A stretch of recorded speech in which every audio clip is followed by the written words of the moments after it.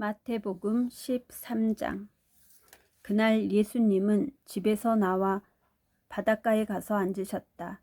너무 많은 군중이 모여들므로 예수님은 배에 올라 앉으시고 그들은 물가에 서 있었다. 그때 예수님은 여러 가지 비유를 들어 그들에게 많은 것을 말씀하셨다. 한 농부가 들에 나가 씨를 뿌렸다. 그런데 어떤 씨는 길가에 떨어져서 새들이 와서 먹어버렸고, 어떤 씨는 흙이 많지 않은 돌밭에 떨어져 흙이 깊지 않으므로 곧 싹이 나왔으나 해가 돋자 뿌리를 박지 못한 싹은 타서 말라버렸다. 또 어떤 씨는 가시덤불에 떨어졌는데 가시나무가 자라 그 기운을 막았다.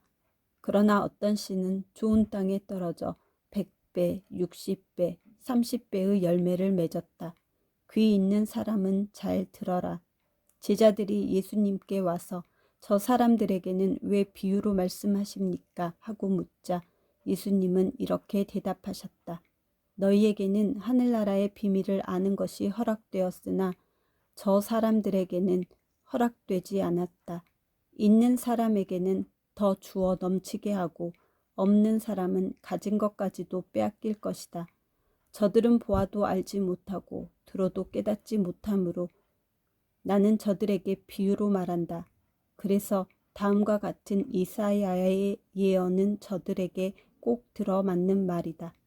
너희는 계속 들어도 깨닫지 못하고 계속 보아도 알지 못한다. 이 백성은 마음이 둔해졌고 귀는 먹었으며 눈까지 멀었다. 그렇지 않으면 그들이 눈으로 보고 귀로 듣고 마음으로 깨달아 돌아와서 나에게 고침을 받을지도 모른다. 그러나 너희는 눈으로 보고 귀로 들을 수 있으니 행복하다. 내가 분명히 말한다. 많은 예언자들과 의로운 사람들이 너희가 보는 것을 보고 싶어 했으나 보지 못하였고 너희가 듣는 것을 듣고 싶어 했으나 듣지 못하였다. 너희는 씨 뿌리는 사람에 대한 비유의 뜻을 들어보아라. 누구든지 하늘나라의 말씀을 듣고도 깨닫지 못하면 사탄이 와서 그 마음에 뿌려진 것을 빼앗아 가버린다. 이런 사람은 길가에 떨어진 씨와 같은 사람이다. 그리고 돌밭에 떨어진 씨는 말씀을 들을 때 기뻐하며 즉시 받아들이지만 그것을 마음속 깊이 간직하지 못하고 잠시 견디다가 그 말씀 때문에 고통이나 핍박이 오면 곧 넘어지는 사람이다. 또 가시덤불 속에 떨어진 씨는 말씀은 듣지만 이 세상 걱정과 재물에 대한 유혹 때문에 말씀대로 생활하지 못하는 사람을 말한다. 그러나 좋은 땅에 뿌려진 씨는 말씀을 듣고 깨닫는 사람을 가리킨다. 그런 사람은 100배, 60배 또는 30배의 열매를 맺는다. 예수님은 또 다른 비유를 들어 그들에게 말씀하셨다. 하늘나라는 자기 밭에 좋은 씨앗을 뿌린 사람에 비할 수 있다. 사람들이 다 잠들었을 때 원수가 와서 밀밭에 독보리를 덧뿌리고 갔다. 밀이 싹 터서 자랄 때 독보리도 함께 자라는 것을 보고 종들이 주인에게 와서 주인님, 밭에 좋은 씨앗을 뿌리지 않았습니까? 그런데 독보리가 어디서 생겨났습니까? 하고 물었다. 그러자 주인은 원수가 이런 짓을 했구나 하고 대답하였다. 종들이 그러면 우리가 가서 독보리를 뽑아버릴까요? 하고 다시 묻자 주인은 이렇게 말하였다. 아니다. 독보리를 뽑다가 밀까지 뽑을까 걱정된다. 추수 때까지 둘 다 함께 자라도록 그냥 두어라. 추수 때에 내가 추수꾼들에게 먼저 독보리를 뽑아 단으로 묶어서 불태워버리고 밀은 내 곳간에 모아 드리게 하겠다. 예수님은 또 다른 비유로 그들에게 말씀하셨다. 하늘나라는 어떤 사람이 자기 밭에 갖다 심은 겨자씨 한 알과 같다. 그것은 씨앗 중에 가장 작은 것이지만 모든 채소보다 더 크게 자라나 나무처럼 되어서 새들이 날아와 그 가지에 깃들인다. 예수님은 또 다른 비유를 말씀하셨다.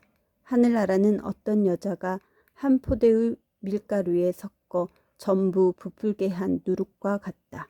예수님은 군중에게 이 모든 것을 비유로만 말씀하시고 비유가 아니면 아무것도 말씀하지 않으셨다. 이것은 다음과 같은 예언자의 예언을 이루기 위해서였다. 내가 비유를 들어 세상이 창조될 때부터 감추어진 것을 말하겠다.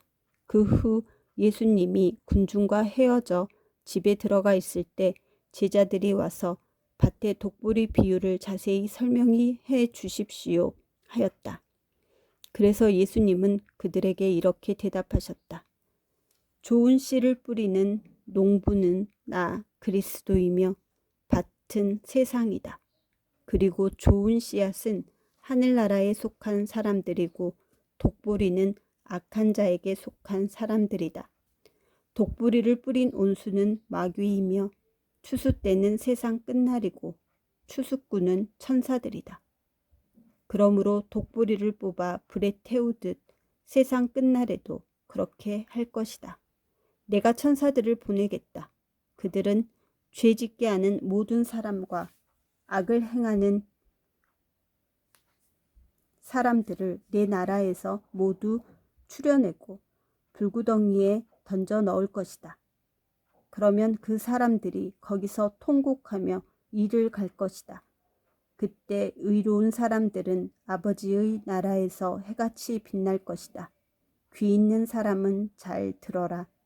하늘나라는 밭에 숨겨진 보물과 같다. 사람이 그것을 발견하면 다시 감추어 두고 기뻐하며 돌아가 가진 것을 다 팔아서 그 밭을 산다. 또 하늘나라는 아름다운 진주를 구하는 장사꾼과 같다. 그가 아주 값진 진주를 하나 발견하고 가서 가진 것을 모두 팔아 그 진주를 샀다. 또 하늘나라는 바다에 던져 여러 종류의 물고기를 모으는 그물과 같다. 그물에 고기가 가득 차면 물가로 끌어내어 앉아서 좋은 것은 골라 그릇에 담고 나쁜 것은 버린다. 세상 끝날에도 이렇게 할 것이다. 천사들이 와서 의로운 사람들 가운데서 악한 사람들을 가려내어 불구덩이에 던져 넣을 것이다. 그러면 그들이 거기서 통곡하며 이를 갈 것이다. 말씀을 마치시고 예수님이 그들에게 이 모든 것을 이제 알겠느냐 하고 물으시자 제자들은 예 알겠습니다 하고 대답하였다.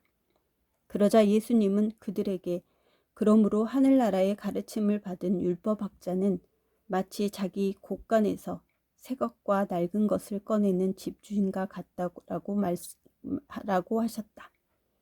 예수님은 이 비유들을 다 말씀하시고 나서 그곳을 떠나 고향으로 가서 회당에서 가르치셨다. 사람들이 듣고 놀라 이 사람의 이런 지혜와 기적을 행하는 능력이 어디서 났느냐? 이 사람은 목수의 아들이 아니냐? 그의 어머니는 마리아이고 야고보와 요셉과 시몬과 유다는 그의 동생들이다. 그리고 그의 누이 동생들도 모두 우리와 함께 있지 않느냐?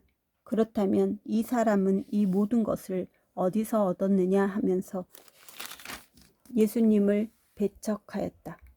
그러나 예수님은 그들에게 예언자는 자기 고향과 집안에서만 존경을 받지 못한다 하시고 그들이 믿지 않으므로 거기서는 기적을 많이 베풀지 않으셨다.